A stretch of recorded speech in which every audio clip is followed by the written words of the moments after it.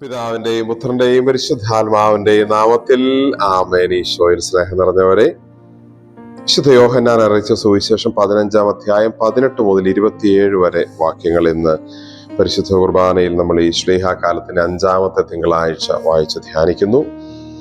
ഈശോയുടെ ശിഷ്യനാകുന്നതിന്റെ പേരിൽ, ഈശോയെ പിന്തുടരുന്നതിന്റെ പേരിൽ ലോകം നിങ്ങളെ വെറുക്കും, ലോകം നിങ്ങളോട് ശത്രുത കാണിക്കുമെന്ന് ഈശോ ശിഷ്യന്മാർക്ക് മുന്നറിയിപ്പ് നൽകുന്നതാണ് ഇന്നത്തെ സുവിശേഷം.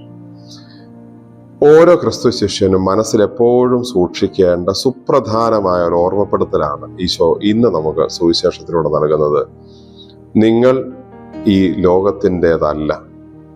നമുക്ക് വ്യക്തിപരമായ ഇഷ്ടം ഈ ലോകത്തിന്റെ കാര്യങ്ങൾ ഇഷ്ടപ്പെട്ട് ജീവിക്കുവാനും ഇതിൽ സന്തോഷിക്കുവാനും അതിൽ ആനന്ദം കണ്ടെത്തുവാനും ഒക്കെയാണ്. പക്ഷെ ഈശോ നമ്മളോട് ഇന്ന് വളരെ സ്നേഹത്തോടെ പറയുന്നു, നിങ്ങൾ ലോകത്തിൻ്റെതല്ല. നിങ്ങൾ ലോകത്തിലാണെങ്കിലും ലോകത്തിൻ്റെതല്ല. ഈശോ ശിഷ്യന്മാർക്ക് വേണ്ടി പ്രാർത്ഥിച്ചപ്പോൾ ഈശോ പറഞ്ഞല്ലോ, കർത്താവെ, അവർ ലോകത്തിലാണെങ്കിലും അവരെ ലോകത്തിൻ്റെതല്ലാത്ത രീതിയിൽ അങ്ങ് കാത്തു സൂക്ഷിക്കണമേ.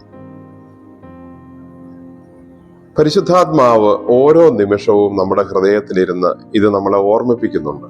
നീ ലോകത്തിൻ്റെതല്ല, ലോകത്തിന്റെ ആഗ്രഹത്തിനും ഇഷ്ടത്തിനും താല്പര്യത്തിനും അനുസരിച്ച് ജീവിക്കേണ്ടവനല്ല, മറിച്ച് ദൈവത്തിന്റെ ഇഷ്ടത്തിനനുസരിച്ച് ജീവിക്കേണ്ടവരാണ്. അതിന്റെ അർത്ഥം ലോകത്തിൽ കാണുന്ന എല്ലാവരോടും വെറുപ്പും ഇഷ്ടക്കേടും ഇത് മോശമാണെന്ന് കരുതി ചിന്തിക്കുകയുമല്ല.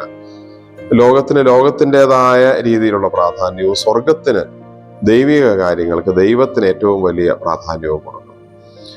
ഒരുപക്ഷെ ലോകത്തെ ദൈവത്തിന്റെ സ്ഥാനത്ത് കാണുമ്പോൾ ലൗകിക സന്തോഷങ്ങളെ, ലോകത്തിന്റെ സുഖങ്ങളെ ദൈവ സ്ഥാനത്ത്, ഒന്നാം സ്ഥാനത്ത് പ്രതിഷ്ഠിക്കുമ്പോൾ അത് ഏറ്റവും വലിയ തിന്മയാകും.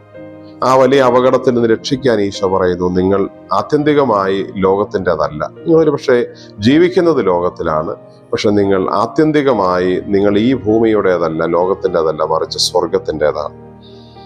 ലോകത്തിന്റെ വസ്തുക്കളും ലോകത്തിന്റെ സുഖങ്ങളും ലോകത്തിന്റെ ബന്ധങ്ങളും ലോകത്തിന്റെ അംഗീകാരങ്ങളും ഒക്കെ നമ്മുടെ മനസ്സ് സാധാരണ രീതിയിൽ ആഗ്രഹിക്കും. അത്തരം പ്രലോഭനങ്ങൾ കാണിച്ചാണ് ഈശോയെ പരീക്ഷിക്കാൻ പിശാച് പരിശ്രമിച്ചത്. പക്ഷെ എങ്ങനെ ഇത്തരം പ്രലോഭനങ്ങളെ അതിജീവിക്കണമെന്നും എങ്ങനെ ദൈവത്തിൻ്റെതായി ഈ ഭൂമിയിൽ ജീവിക്കണമെന്നും ഈശോ തന്റെ മരുഭൂമിയിലെ പരീക്ഷയിൽ നമുക്ക് കാണിച്ചു തന്നു. ദൈവത്തിൽ ആശ്രയിച്ച്, ദൈവവചനത്തിൽ ആശ്രയിച്ച് ജീവിക്കുമ്പോൾ നമുക്കതിന് സാധിക്കും.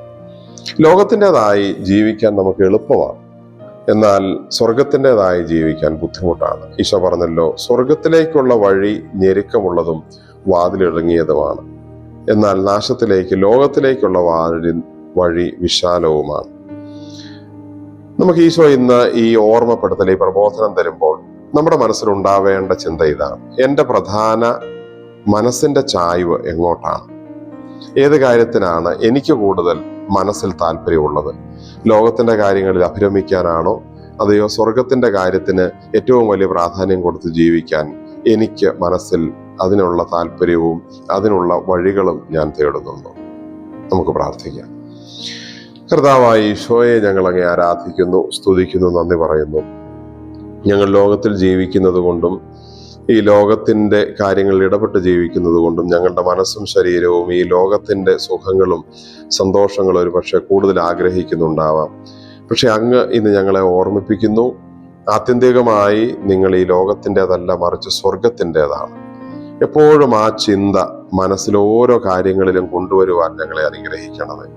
അപ്പോൾ ഞങ്ങളുടെ വൈരാഗ്യങ്ങൾ മാറും, പകകൾ മാറും, ക്ഷമിക്കുവാനുള്ള കഴിവ് കിട്ടും, എല്ലാവരെയും ഒരേപോലെ സ്നേഹിക്കാനും പരിഗണിക്കാനും സാധിക്കും.